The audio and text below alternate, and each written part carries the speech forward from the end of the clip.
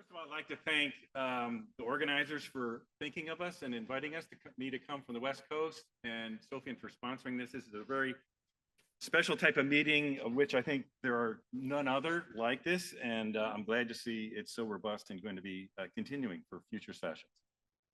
So today I'm going to talk about a topic that I fell in love with 34 years ago across town at Mass General, which is this very rare set of inherited disorders of skeletal muscle called periodic paralysis.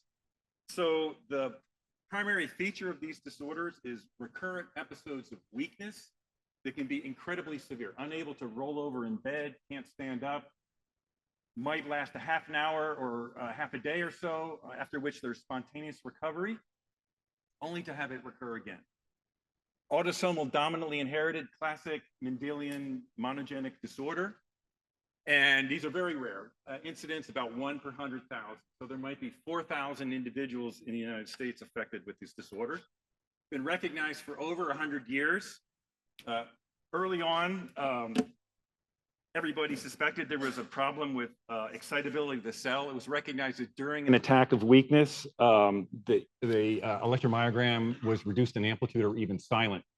And one of the really fascinating aspects about these disorders is these episodes are often triggered by changes in activity, diet, stress. And so there's this connection between a genetic susceptibility and these triggers that cause an episode of weakness. And an important part of this disease that's often overlooked because these brief attacks are so dramatic that people don't draw attention to the fact that later in life, age 40 and 50, many of these individuals get slowly progressive proximal weakness and can even lose ambulation. So what's going on? What causes these episodes of periodic paralysis? So I'm just showing actually a simulated muscle action potential. So skeletal muscle has a bit more hyperpolarized resting potential around minus 85 millivolts. And what's going on during one of these episodes of weakness is for all these different types of periodic paralysis that I'll introduce you to, there's a common final pathway in which there's instability of maintaining the resting potential.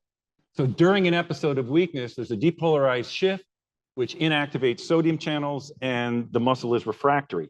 It's essentially like experiencing a depolarizing neuromuscular blocker.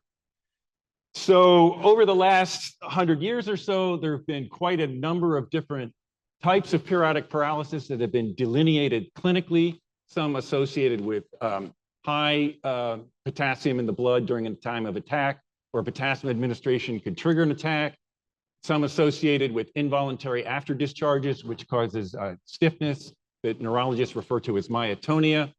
Others associated with episodes occur in low potassium or in association with thyroid disease. You'll notice that all of these are ion channelopathies. And in fact, hyperkalemic periodic paralysis was the first human ion channelopathy that was firmly established around 1990. So today I want to talk about hypokalemic periodic paralysis. We've been focusing on this subset for a while. Curiously, and which was a real puzzle to physiologists, is that this phenotype can arise from missense mutations in either the voltage-gated sodium channel, NAD1.4, which is essentially the only sodium channel expressed in adult innervated skeletal muscle, or CAV1.1, which is the L-type calcium channel, the dihydropyridine receptor. So what's really curious is how could defects in two different channels that subserve very different functions in skeletal muscle end up causing the same clinical phenotype, which is recurrent episodes of paralysis in the setting of low potassium. So fast forward to many years of identifying families and studying these patients. These are all the missense mutations that have been identified in patients with hypokalemic periodic paralysis. The first one was identified in the calcium channel, R528H.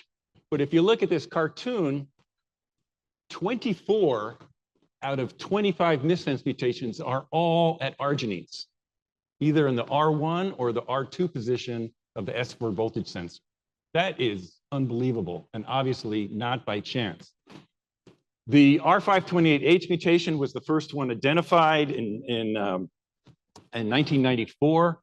And of course, all the electrophysiologists were just salivating, oh, there's going to be something wrong with the voltage dependence of gating. let's just start writing the manuscript now. And I can't tell you how many postdocs crashed and burned because nobody could find anything wrong with the channel. And it really took about 10 years until several investigators, so namely in Pancho Bezania's lab and in Uwe Isakov's lab, when they were doing site-directed mutagenesis to make new tools to study voltage-dependent motion of the S4, that through scanning mutagenesis, what they found is you could cause the voltage sensor domain to be leaky, to actually conduct ions, and in some cases, selective for protons. So this is an example. I'm going to switch back and forth in the talk between the missense mutations in either the sodium channel or the calcium channel, just to show the amazing similarity of what's going on here. And of course, that's because of the conservation of the voltage sensor domain and the way it functions. So here are recordings of this R669H mutant channel expressed in oocytes. You put saturating doses of TTX to completely block the conventional pore. This is just the background non-specific current. And under voltage clamp, you can see this inward rectifying current for the mutant channel that's not present in wild type. And this is the so-called omega or gating pore current that's activated hyperpolarized potentials, which makes sense because if you think about it, at hyperpolarized voltages, when the sensor is in the down position, if you have a mutation in R1 or R2, that will be brought into that hydrophobic gasket, the gating charge transfer center. And if there's a mismatch there, you allow for the possibility of leakage current. But at depolarized potentials, when the voltage sensor is in the upward conformation, you move the missense mutation away from this constriction and shut it off. So that's where the rectification comes from. So 23 out of these 24 missense mutations have been studied, and 21 of them have gating pore currents just like this. It's amazing. Even this one exception here, which is in the lining region of the pore through which the S4 moves, also has a gating pore current. The ones that don't are the charge conserving ones, arginine to lysine. So as arginines to lysines don't have gating pore currents, why those individuals have periodic paralysis? Well, that's another grant, more work to do, okay?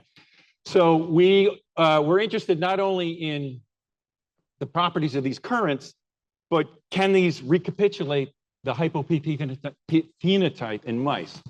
So we've made knock-in mutant mutations of either the most commonly occurring hypo-PP mutation R528H in the calcium channel or a sodium channel mutant animal. And then we can, one of the outcomes that we measure is isometric contraction. So we take the soleus muscle, and in tetanic stimulation, you can measure the peak force. Here in standard 4.7 millimolar potassium, there's pretty reasonable development of force. And here's the phenotype. So in low potassium, there's a dramatic and reversible loss of force in muscle with these knock-in mutant mice. And so here's sort of a dose response of the extracellular potassium challenge in this in vitro contraction assay. So wild type mice amazingly tolerate quite a broad range, going all the way from about 1 to 10 millimolar potassium, not too happy in the low potassium. But as you can see, these knock-in mutant mice clearly have tremendously decreased loss of force in low potassium, but not high potassium. So they're interesting story about how this small leakage current, these omega currents, it's a very poorly functioning channel. It's not evolved to conduct ions. So it has a conductance on the level of 50 or 100 femtosiemens. So several hundred to thousand-fold lower conductance than through the conventional pore. So it's a really interesting question. How can such a small current cause such bedlam and destabilize the resting potential? That's kind of another story I can tell you over beer. But what I want to talk about today, which is kind of an interesting topic of what do you do in the ion channelopathy field? Okay, so you find a variant or a missense mutation, you do functional expression studies and show that the current doesn't behave, the channel doesn't behave normally. And now where do you go? How do you think about therapy and mechanism of disease? So here's a little cartoon of a muscle fiber and some of the major players for setting a stable resting potential. So you've got some ion channels that are open at the resting potential, the sodium potassium ATPase, there's a co-transporter that's important. And you might have mutations in the voltage gated sodium channel or calcium channel that cause a gating pore leak. So the first approach that everybody was using when ion channelopathies were first being discovered in the early 1990s is let's have a small molecule that targets the misbehaving channel, right? So let's try to normalize that. The problem is for the gating pore current, it's an anomalous pathway, again, through the voltage sensor domain. So we have, 60 years of rich pharmacology on developing specific pore blockers and channel modulators, but none of them act at this location. So you have to start from ground zero. Now, one of the approaches was we know there are peptide toxins that are gating modifiers that bind in the voltage sensor domains. And some of those were tried in, yes, at 10 or 100 micromolar concentration, you can impede the gating pore current. But the problem is at that dose of toxin, the animal would be dead, right? Because that's the dose that causes paralysis and the channel will no longer function normally. So we were stuck. It's very technically challenging to measure gating pore currents because it's such a low conductance situation. You need very high expression in heterologous systems.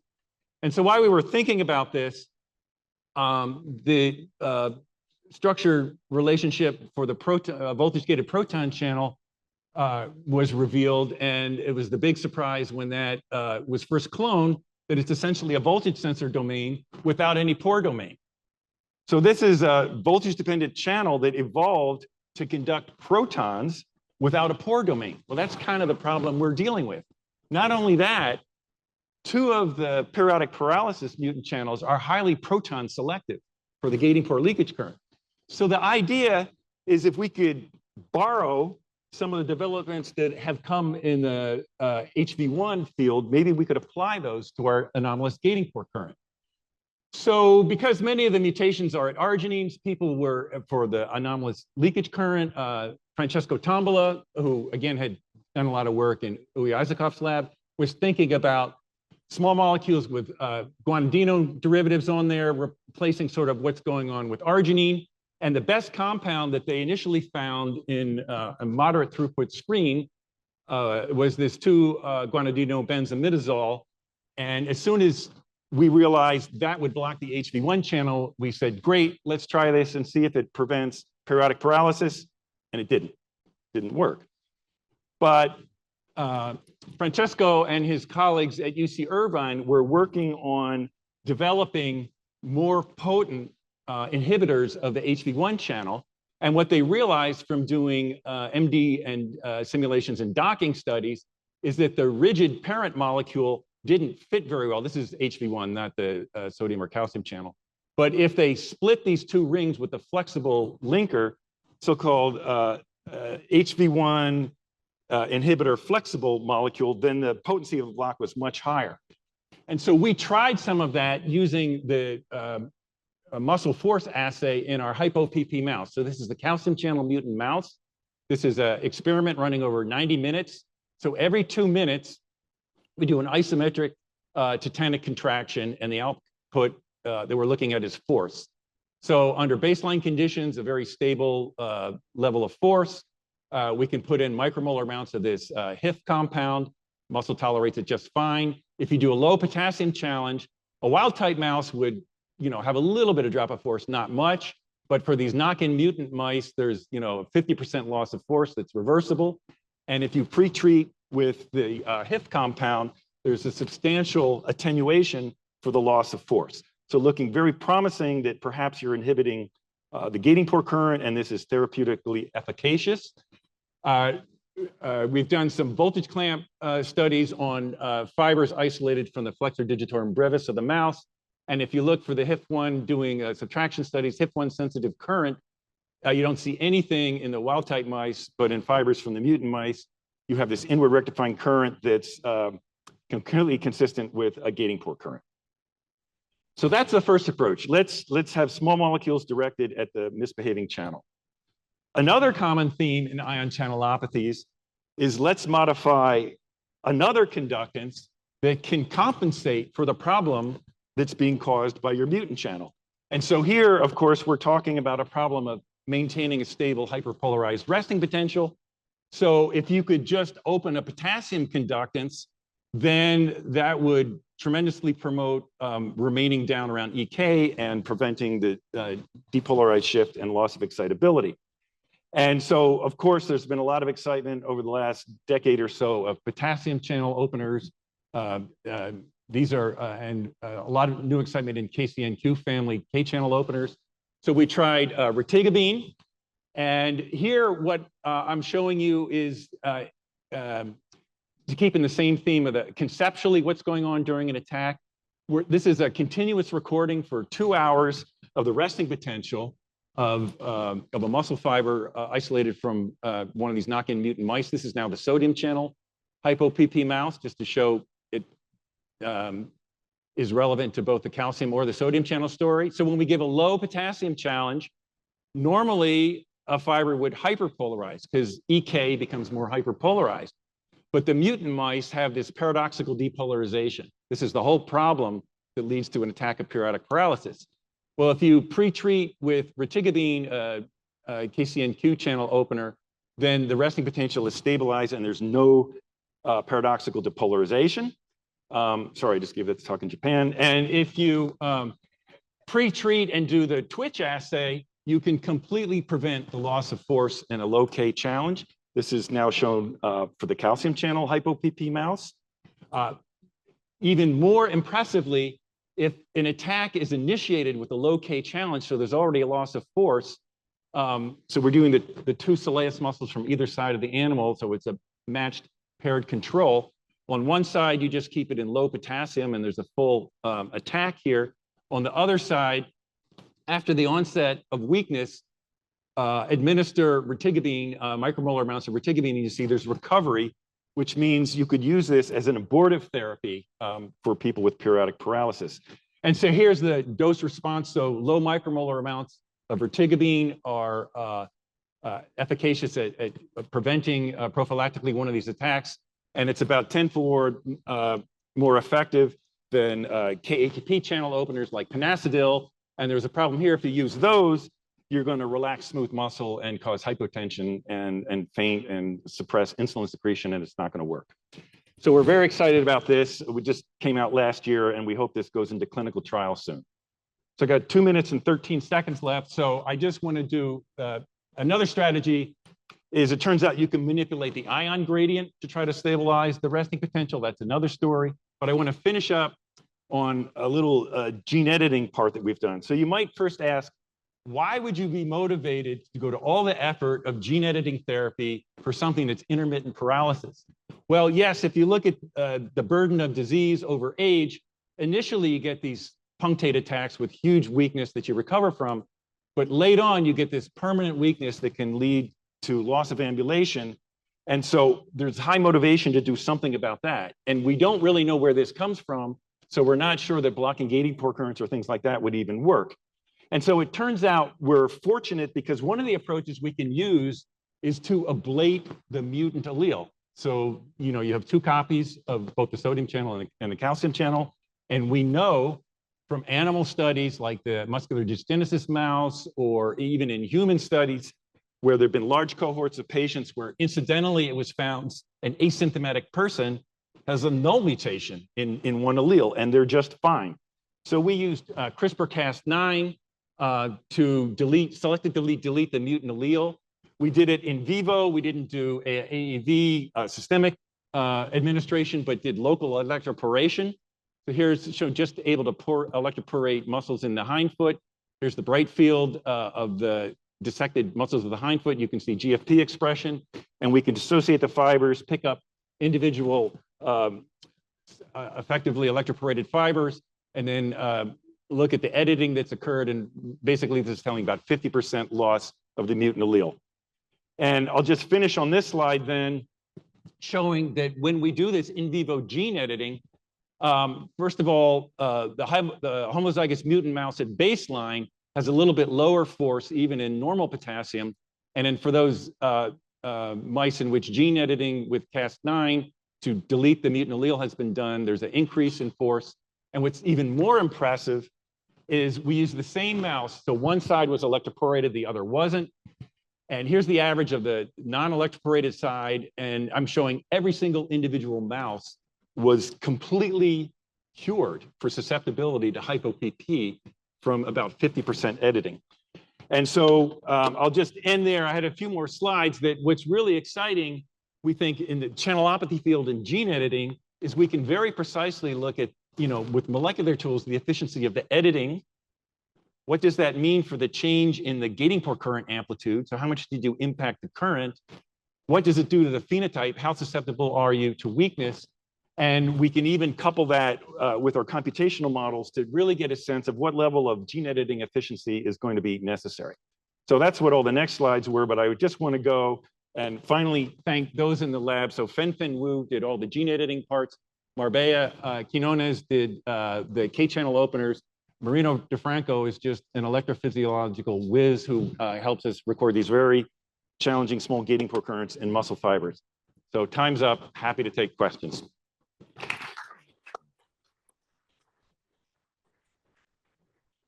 Fantastic, Steve. And since I have the microphone, I'm actually going to take advantage and ask the first question.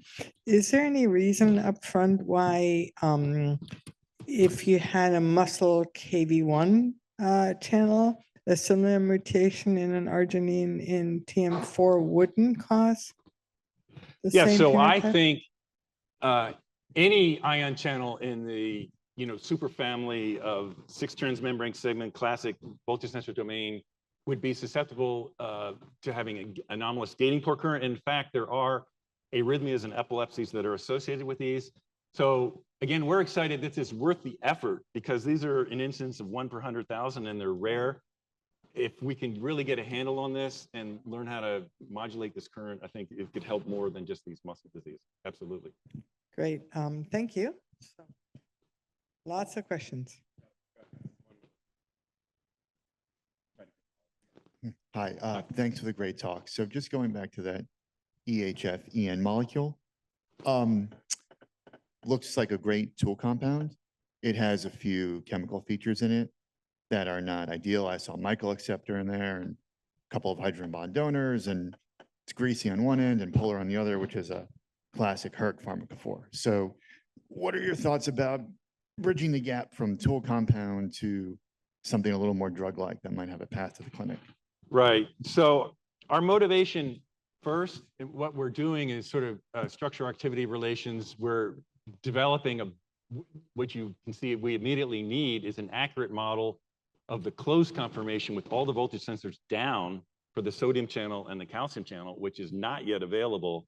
So we're working towards getting that so we can have a better model of what the conduction pathway looks like for the gating port current. And then you're exactly right. So, I mean, some of these optimizations came in silico with Doug Tobias and Francesco Tombola. And so we're going to do the same thing, but obviously not in HV1, but in those other channels. And you're right. We also have to think not just proof of principle in vitro, but working towards eventually something that you can administer to an individual, and what's the distribution going to be and everything else. Absolutely. Your data showed retigabine rescuing, but retigabine is no longer available. So what is the clinical trial going to be? The xenon compound? Yeah. So the xenon compound 1101 works very well. And so do others. So any KCNQ channel opener, and then one of the nice things is the KV 1.1 in the heart is pharmacologically very different from 2, 3, 4, and 5. So I think you'll be able to use these without worrying about introducing cardiac complications as a consequence. But yeah, fortunately, I think there are going to be other KV channel openers that are going to come on the market. So Steve, on those lines, maybe I just forgot, but I didn't think the KCNQ channels were expressed much in skeletal muscle. Yeah. So the interesting, what's the target? Yeah. So the interesting thing is when you do voltage clamp for fire, you don't see anything that looks like a KV7 current. It's very small. Interestingly, KV 7.5, I think it was Thomas Jentzsch's lab, pulled it out of a muscle cDNA library. And, when you look on GTX, it's there. The message is there. In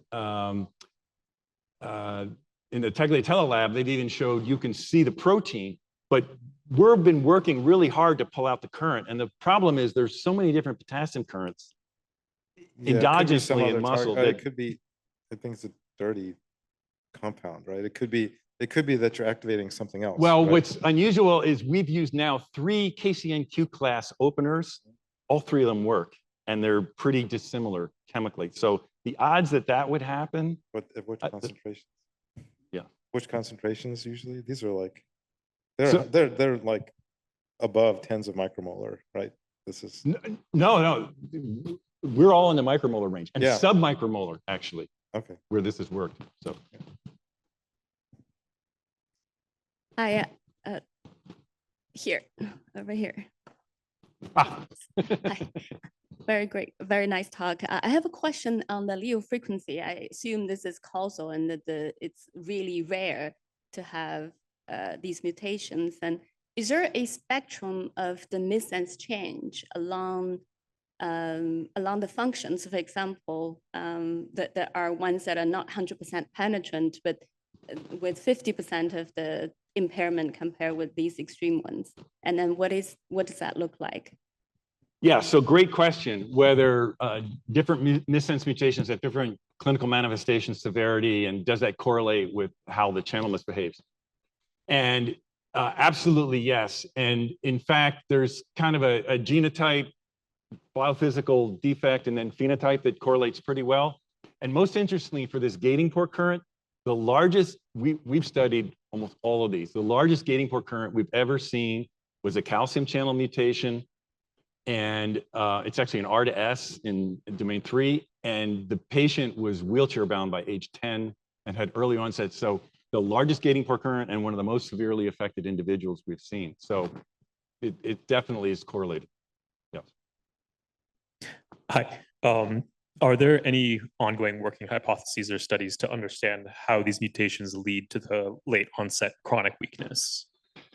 Yeah, so the late onset chronic weakness is a big problem. We've kept some of these mice for like 18 months or something, and every once in a while you see some of them start to drag their hind legs, but it's not consistent. It's a very painfully long experiment to do. There are histological changes happen, vacuolar changes.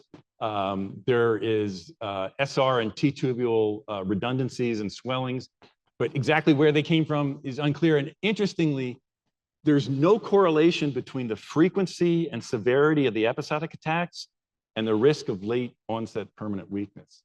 So it's a big question mark, and that's why really correcting the gene defect is the only practical way to go now to make headway on the permanent weakness. Okay, I'm sure there's more questions, but I think in. Thank you for your interest. I time, really appreciate it. We'll move on.